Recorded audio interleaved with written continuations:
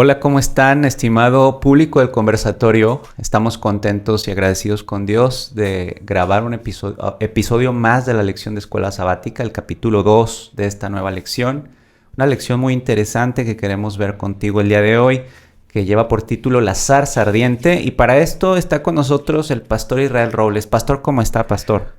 Muy bien, Francisco. Gracias por la invitación. Estamos contentos de poder conversar sobre esta lección que sabemos que es a nivel mundial para alimentación de nuestra iglesia. Así es, tenemos en nuestras manos una perla de gran precio, diríamos, filtrada, trabajada, inspirada por Dios también, por el autor, para que tú y yo podamos disfrutarla. Es teología sistemática pura, pastor. Sí. Vamos a iniciar con un primer... A manera introductoria, pastor, yo quisiera que mientras yo doy mi punto de vista, usted prepare una introducción de lo que usted considera que nos puede funcionar como introducción. Yo lo que podría decir es, lo primero es que lo que se encuentra en el versículo de memoria. Me llama la atención, pastor, que Dios declara que está viendo la aflicción de su pueblo y como ve la aflicción de su pueblo, entonces se preocupa por su pueblo. Tenemos también la figura de la zarza, y en la zarza Dios se manifestaba y se velaba para que Moisés pudiese verle. Pero es interesante que de la misma manera que posteriormente iba a estar en la nube de fuego, y de la misma manera que muchos años después vendría a ser Emmanuel, Dios con nosotros, ahí tenemos a Jesús dentro de la zarza. Dice el pasaje que estaba en medio de la zarza. Y si quisiera introducir de alguna manera, diría que dentro de esta figura, de este cuadro, podemos notar que hay un llamado especial de Dios. ¿Cómo ve, pastor? Sí, correcto. Y creo que todos hemos experimentado esos llamados y podemos relacionarnos. No solamente vamos a ser espectadores, sino también actores, ¿no? Porque Dios nos ha llamado. Y aquí lo que yo comentaría de manera de introducción es que los llamados suceden en forma abrupta, ¿verdad? Uh-huh. La vida de Moisés transcurre tranquilamente. Se puede inferir, ¿verdad?, que está satisfecho hasta ese momento. Es un padre de familia. Vive en un lugar muy tranquilo. Profesionalmente se ha realizado porque ha escrito 2 libros, el Génesis y y Job, libros muy importantes para entender el plan de Dios, sobre todo Génesis, ¿no? Y en cierta manera, en Génesis él tenía un contexto ya de la relación de Dios con los patriarcas, porque él escribió esas experiencias, esos encuentros con Abraham, con Isaac, con Jacob. O sea que podríamos decir que era la persona preparada, pero él no se daba cuenta. Por eso, en esa tranquilidad, en ese equilibrio, ¿verdad?, de pronto aparece Dios y ahí va a cambiar completamente su vida. Sí. No sé si tú podrías recordar alguna vez que Dios te llamó a algo inesperado y que como que te sacudió la... Yo lo que veo es precisamente que Dios llama de muchas maneras. Uh-huh. Y seguramente los que nos escuchan se están identificando con lo que usted comenta, pastor, que Dios en ocasiones nos quiere en el camino A y no en el B que nosotros hemos elegido. Con Abraham sucedió igual, ¿verdad? Que le dice, sí, vete de tu tierra y de tu parentela.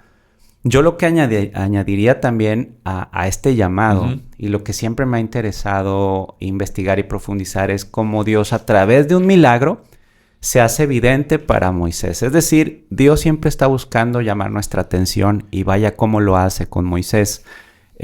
Pensando un poquito en el fenómeno, en la fenomenología que hay ahí en la zarza, tenemos que cuando hay fuego, se presentan al menos 3 elementos: un combustible, un comburente y la energía.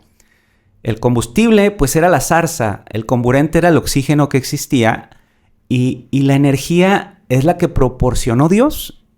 Y esto me lleva a pensar cómo Dios, que es el dueño de todas las cosas, el hacedor del universo, el que rige las leyes de la termodinámica, estaba provocando un fenómeno que los que conocen de termodinámica y de este asunto saben que era un milagro. Es decir, no se estaba dando la consumación de la zarza. Entonces esto llama la atención de Moisés. Y aquí me detengo yo y digo que en ocasiones Dios puede llamarnos de esta manera, a través de milagros. Un milagro puede ser el que Dios hace en el corazón humano. Un milagro es cuando Dios cambia los rumbos y los destinos. Yo tengo el ejemplo de mi padre. En otras ocasiones lo he compartido cómo Dios cambió su destino, haciendo este gran milagro en su corazón y provocando una bifurcación positiva en su vida y haciéndole ir por el camino que él tenía que seguir. Entonces, esto exalto y complemento, ¿verdad? Cómo Dios llama. Cuando Dios llama, a veces lo hace de forma abrupta, y si es necesario que lo haga a través de un milagro para llamar nuestra atención, pues así lo va a hacer, ¿no? Sí, claro, porque aquí los libros del Pentateuco son claves para entender el resto de la historia, ¿no? Entonces, la zarza va a constituirse en un elemento, como lo explicaste, ¿verdad?, que tenemos que tomar en cuenta. La presencia de Dios. Ahora aquí, un segundo elemento que aparece es cómo se identifica ese personaje, ¿verdad? Dice aquí en el capítulo 3, dice, allí se le apareció el ángel de Jehová en una llama de fuego en medio de una zarza. Entonces aquí este personaje, el ángel de Jehová, más adelante se identifica como Dios. Y además le explica a Moisés que se debe aproximar en adoración correcta. Le dice que quite las sandalias, ¿verdad? Una costumbre oriental de cuando estás en un lugar sagrado, te debes quitar las sandalias. Hasta el día de hoy, aquí en el occidente es al revés, ¿verdad? La reverencia la mostramos con zapatos. Con si calzado. no la quitáramos sería irreverencia. Pero aquí tenemos que entender más bien el acto de adoración. Ajá. Entonces, en varios pasajes de la Escritura va a aparecer el ángel de Jehová o el ángel. Pero en muchos de esos pasajes vamos a encontrar a Jesús como el mensajero, el Cristo preencarnado. Ajá. Antes de que se encarne, Jesús ya había recibido, ¿verdad?, también ese llamado de ser el mediador entre la raza caída y Dios. Y aquí vemos su papel preparando el rescate, ¿no?, el éxodo de Israel. Entonces es un elemento además. Sí, vemos este afán de la divinidad por acercarse con sus criaturas, a no ser ajenos, ¿verdad?, a aquella creación que han hecho, que han logrado. Y lo que manifiesta en gran sentido esto que decimos está en Éxodo 3:7, donde dice Jehová, que he visto la aflicción de mi pueblo que está en Egipto y he oído. O sea, ve y también oye, ¿verdad?, el clamor a causa de sus exactores, dice el pasaje. Pero luego dice, porque he conocido sus angustias. Es decir, tenemos un Dios presente, un Dios que se ocupa de nosotros, un Dios que está interesado en nuestros asuntos y un Dios también que no solamente se interesa en nuestros asuntos, sino que utiliza siervos, en este caso como Moisés, para cumplir sus propósitos eternos sobre la tierra. Esta es otra manera que podemos ver de cómo, si vemos detrás del velo de los asuntos espirituales, Dios en su inmanencia, Dios en su soberanía, Dios ve de qué manera seguir controlando los destinos, ¿verdad?, de la tierra y de este mundo. Y en esta bonita historia lo hace a través de Moisés. Y pues me parece una expresión de mucha ternura de parte de Dios, ¿verdad? Los vi, los oí, escuché su clamor y he conocido también sus angustias, ¿no? Sí, y bueno, en un momento vamos a entrar a las excusas, ¿no? Las 4 excusas de Moisés, donde también Dios se va a manifestar como el Dios del pacto. Pero precisamente, en lo que decías, ¿no? De cómo Dios está cercano al pueblo, está la expresión que él mismo usa, ¿no? Dice, yo soy el Dios de Abraham, yo soy el Dios de Isaac y yo soy el Dios de Jacob. Creo que Moisés, quien escribió el Génesis, sabía lo que significaba esa expresión. Le estaba diciendo, ustedes son mi pueblo, porque además él dice eso, ¿no? Es mi pueblo, dice. Entonces, ha estado al pendiente, hay un plan para ustedes, ¿verdad? Yo sé que están sufriendo, eso lo sé, ¿verdad? Y en el plan que ustedes hubieran elegido de antemano, si tuvieran esa capacidad, ha llegado el momento de actuar, ¿no? Y ahora podemos ver que Moisés es el instrumento, porque recordamos lo que vimos en el capítulo 1 y 2, ¿no? De que Dios se anticipa al problema y empieza a preparar al libertador.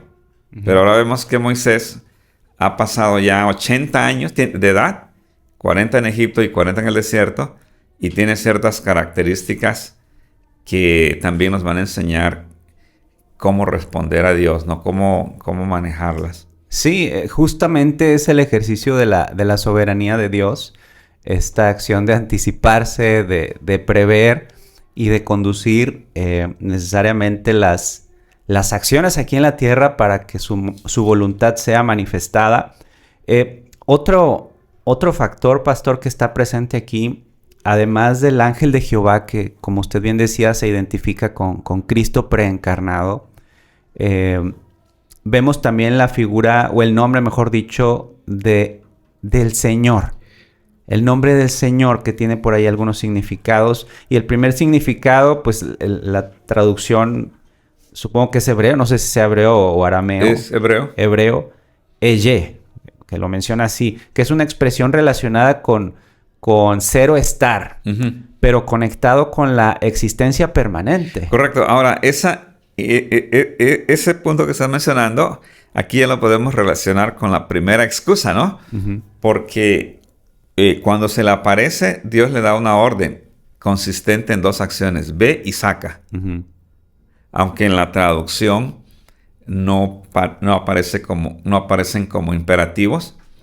El autor, que es un especialista en el Antiguo Testamento, el pastor Jiri Moskala, él aclara que son imperativos. Dice, ve y saca.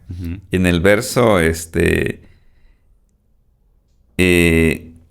verso 10 dice, ven por tanto ahora y te enviaré al faraón para que saques de Egipto a mi pueblo, a los hijos de Israel. Y entonces ahí es donde Moisés se sorprende, ¿no? Ajá. Y presenta su primera excusa, que dice, ¿quién soy yo? ¿Quién soy? ¿Quién soy yo? Y entonces, pues ahí refleja su humildad, pero es una excusa, al final de cuentas. Y entonces ahí Dios le responde con lo que tú comentas, ¿no? A esa excusa de ¿quién soy yo? Dios le responde con yo soy, con El su que nombre, soy. ¿no? Ajá. Yo soy el que soy. Y ese nombre es interesante porque tiene muchas connotaciones, ¿no? Transmite la eternidad de Dios, por lo tanto Él es el único creador, ¿verdad? Además, se vuelve a repetir cuando le dice, yo estaré contigo, es lo que tú decías, ¿no? El verbo ser o estar. Y entonces aquí ya se empieza a ver a un Dios que no solo es trascendente, porque aquí dice, es la primera vez, dice, que yo me voy a dar a conocer así. Entonces, en Génesis se da a conocer como el Dios trascendente, Elohim, pero ahora como el Dios inmanente, ¿verdad? Que está cerca y que va a entrar a nuestro tiempo, a nuestro espacio, a nuestra vida.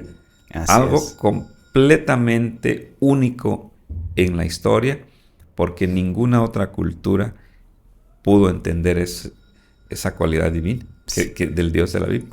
¿Cuán cargada de sustancia está los pasajes bíblicos, pastor. En este caso estamos hablando de Éxodo capítulo 3 y Éxodo capítulo 4.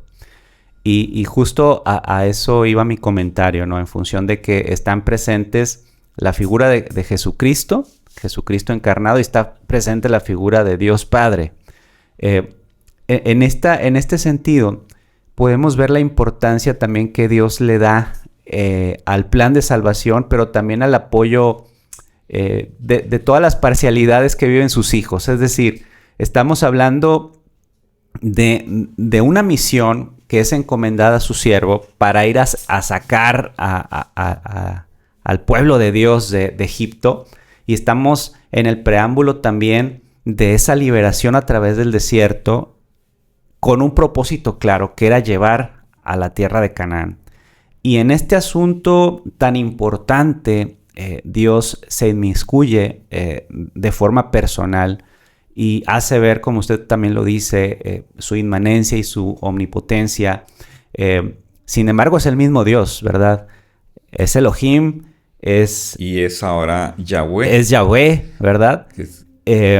Y tenemos un Dios, por ahí algunos filósofos estaba escuchando que discuten sobre su preexistencia y su eternidad, haciendo un pequeño paréntesis. Algunos dicen, bueno, ¿será que hablando de la eternidad de Dios, tenemos que es un Dios omnitemporal o un Dios trascendente, ¿verdad? Y se están peleando ahí de que yo pienso que es omnitemporal, es decir, que abarca toda la línea de tiempo, sin inicio y sin fin. Y los que hablan de un Dios trascendente, ellos hablan de que trasciende la línea de tiempo y cada vez que Él lo desea, se incorpora a esa línea de tiempo para ejercer su voluntad. Pero luego sale un tercer filósofo y dice, miren, esto lo unifica el hecho de que, tan sencillo que es, que no tenemos un Dios que no tiene ni principio ni fin, porque es el alfa y el omega. Y esto lo resuelve todo y es el dueño de la eternidad. Entonces... si no, no sería Dios. Exacto. Tiene que estar fuera de nuestro ámbito, tiempo y espacio, ¿no? Correcto. Entonces, estamos hablando de temas muy importantes y justamente, pastor, quisiera tocar el punto de las 4, menciona por acá la lección, las 4 excusas. Las 4 excusas. La primera es, ¿quién soy yo? ¿Quién soy yo?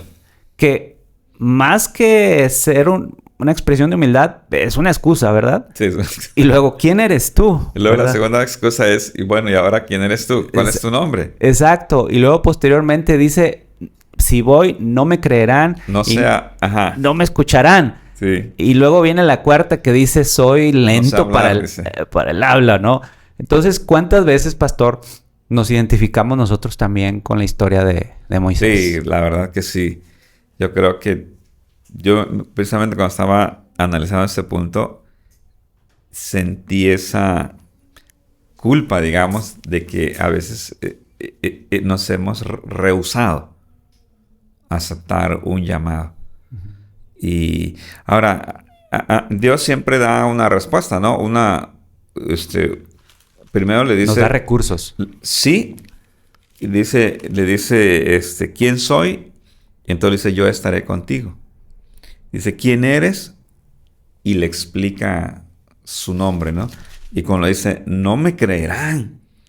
Entonces Dios le dice que él va a hacer 2 señales y una tercera. Y el tema de las señales, como tú dices hace rato, ¿no? Aunque la lección no lo toca porque son temas que se van a encontrar en el resto de la Escritura. Por ejemplo, el libro de Juan, que lo estudiamos hace unos meses, hablaba mucho de las señales, ¿se acuerdan? ¿No? Sí. Jesús también usaba señales. Pero las señales en sí no son un fin, son medios para ayudarnos a entender realidades espirituales, ¿no? Uh-huh. De acuerdo a nuestro nivel de fe. De fe, Ajá. Dios a veces tiene que usar señales. Qué importante es esto que acaba de decir, pastor. Sé que no está adherido necesariamente al tema, pero que las señales no son un fin, sino son un medio. Uh-huh. Porque de pronto se enaltecen tantos las señales o las formas o la necesidad de ir a una iglesia para sentir milagros o para ver presencia de Dios. Esto no es así. Dios se manifiesta conforme a su voluntad y no a la voluntad del hombre. Y qué importante es entender esto. Las señales son un medio y no son un fin. Las señales que Dios puso en las manos de Moisés me causa también un poco de simpatía, como en ocasión de que le dice, toma la vara y échala, y se hace una serpiente, y después narra que esta serpiente como que se puso a perseguir a Moisés, o que Moisés corría, ¿verdad? Me causa simpatía. Sin embargo, esta simpatía se convierte en valentía, o admiración por la valentía de Moisés, porque al final acepta el llamado. Después de la quinta excusa, ya al final, cuando dice, Señor, me has demostrado... Ya se rehúsa, ¿no? Sí, me has demostrado y contestado. A cada excusa que pongo, tú me has demostrado que tú quieres que sea yo, y no solamente me has mandado, sino me has dado en mis manos recursos. Pero, Señor, pues al final... Manda otro. Manda otro, por favor, ¿verdad? Sin embargo, pues tenemos a un Moisés que acepta el desafío.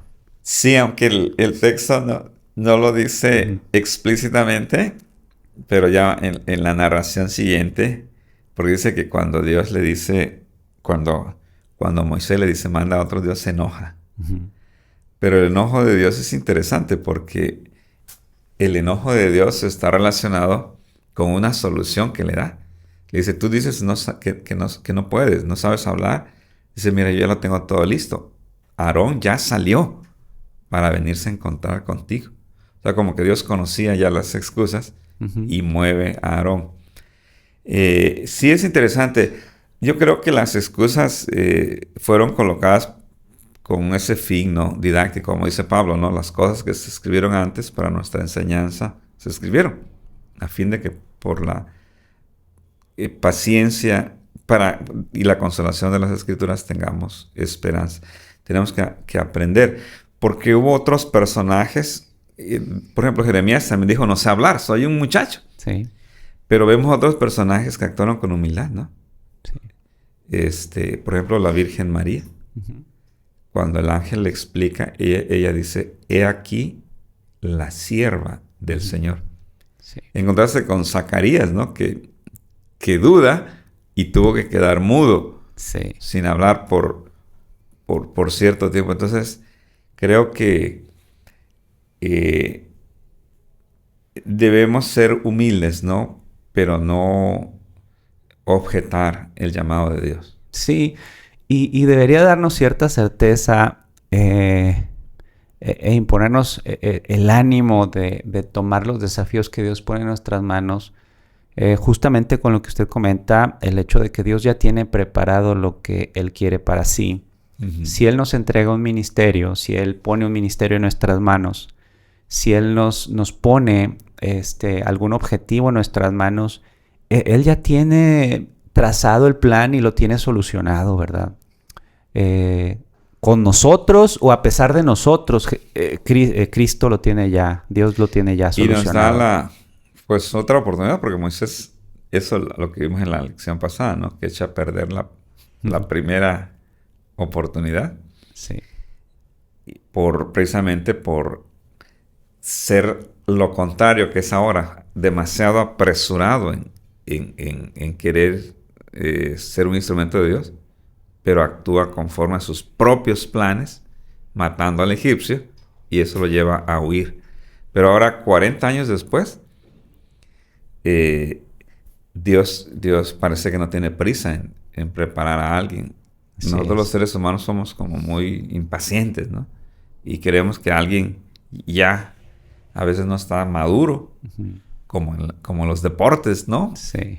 A veces a un jugador demasiado joven lo echan a perder porque le hacen creer que ya está listo, cuando en el caso, en el ámbito espiritual, se requiere tiempo. Así es. ¿Cómo aplicarlo a nuestra vida? Yo siento que en muchas de las circunstancias nosotros podemos estar viviendo nuestro Madián, es decir, nuestra preparación. No desesperemos, Dios tiene alternativas, Dios tiene soluciones. Nos está preparando para algo grande, te está preparando para algo grande. Y no necesariamente la definición de grandeza que nosotros tenemos es la misma que tiene Dios para nuestras vidas. Seguramente, pastor, debieron de haber pasado cosas grandiosas en Madián, Me gusta cómo lo dice usted, Dios no tiene prisa por preparar a alguien durante 40 años. Y si fueron 40 años, pues fue el tiempo necesario justo para encontrarse con su siervo listo.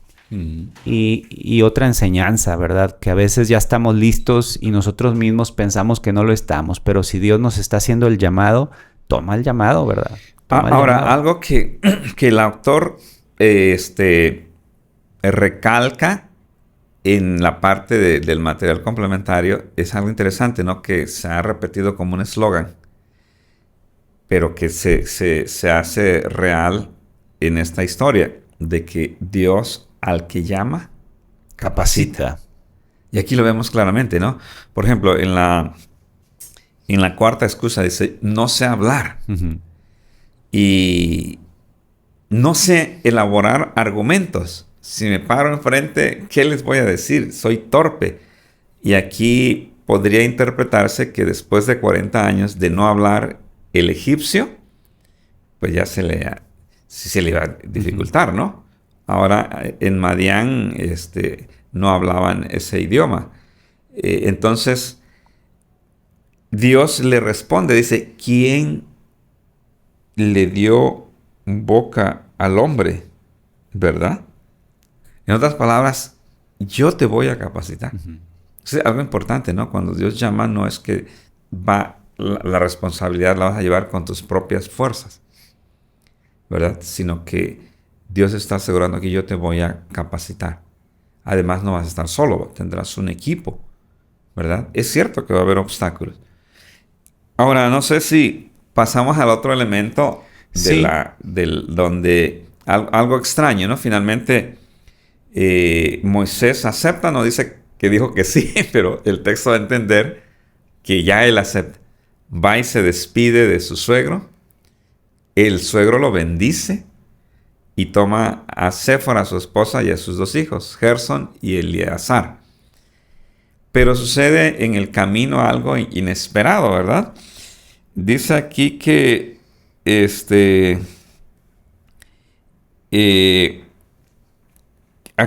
el verso 4:24 dice, aconteció que en el camino Jehová les salió al encuentro en una posada y quiso matarlo. ¿Cuál era la razón? Bueno, para empezar, la misma expresión es uno de los versículos que alguien podría mencionar que son controversiales. Porque primero lo llama. Primero lo llama y ahora lo quiere matar. Sin embargo, no lo son. Ha explicado desde el contexto que está aquí. La razón, existía esta costumbre, ¿verdad?, de la circuncisión. Era la señal del pacto. Que era la señal del pacto. Que hizo con Abraham. Y que Moisés lo sabía. Moisés, de hecho, había escrito sobre esto. Y él había circuncidado a su primer hijo. Al primero, pero no al siguiente, Pero ¿verdad? no al segundo. Entonces, esta omisión, Dios quiere detener a Moisés y llevarlo a reflexionar que es importante también dentro de esa preparación que él pudiese tener la calidad moral para dirigir a su pueblo. Porque ¿cómo iba a ser el líder moral si él mismo había descuidado un punto? Exacto. Y creo que ahí se origina, ¿no, pastor? Y sí, y es que hay principios inalterables que no se pueden pasar por alto, ¿verdad? Dios no va a bendecir jamás la desobediencia, porque eso sería como propagar la desobediencia. Entonces vemos que aquí era un requerimiento de mucho significado. La señal del pacto ahora equivale al bautismo. No se puede pasar por alto. Además, en el libro Patriarcas y Profetas se da un detallito interesante. Dice que por sugerencia, por la cierta renuencia de Séfora, ¿verdad? Eso nos recuerda como a nuestra madre Eva, cuando influye sobre Adán, sí. O Sara, sí. Cuando también hace tambalear a Abraham, ¿no? En aquel incidente de toma a Agar para que tengas un hijo de él, y Abraham cae en ese. Y ahora también aquí se sugiere, ¿verdad?, que Séfora no le gustaba le parecía un rito medio primitivo, ¿no? Medio salvaje. No entendía el significado. Y Moisés, como para no entrar en controversia, lo deja pasar. Pero ahora es la misma Séfora quien reconoce y ella sí actúa y circuncida al niño, ¿no? Ujú. Y entonces salva a su esposo.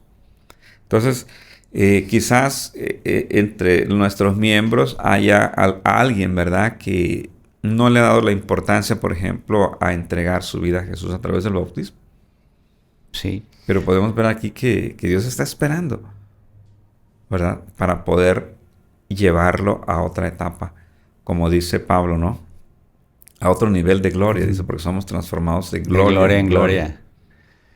Y ahora sí, pastor, podemos decir que tenemos a un Moisés que estaba listo en cuestión de cumplimiento, en cuestión de ponerse a cuentas con Dios, en cuestión de su liderazgo, en cuestión de su formación. Tenemos a un discípulo listo para actuar esta gran empresa que es sacar a los hijos de Dios, o como Dios les menciona en este pasaje que estamos viendo, ¿verdad? Que dice que son mi hijo primogénito. Le llama mi hijo primogénito a su pueblo. Israel.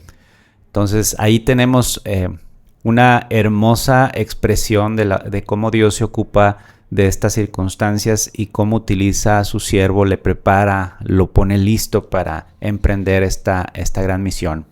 Pastor, ¿algún último comentario que podríamos hacer para cerrar? Enfatizar nuevamente, ¿verdad?, que Dios está cercano, como tú lo comentaste, al enfatizar los verbos que utiliza: he oído, ¿verdad?, he visto, he descendido. Dios está al pendiente. Quizás alguno de nosotros está pasando por una crisis, por una especie de esclavitud, donde nuestras fuerzas se están acabando. Pero esa es la oportunidad, ¿verdad?, de clamar, porque también el pueblo clamó. Dice, he oído su clamor. Y entonces Dios va a ayudarnos en esa crisis en particular. Y en lo general, pues Dios está próximo a venir a rescatarnos de este mundo, ¿verdad? Y debemos prepararnos también, tomando todos estos elementos que la historia nos proporciona. Así es.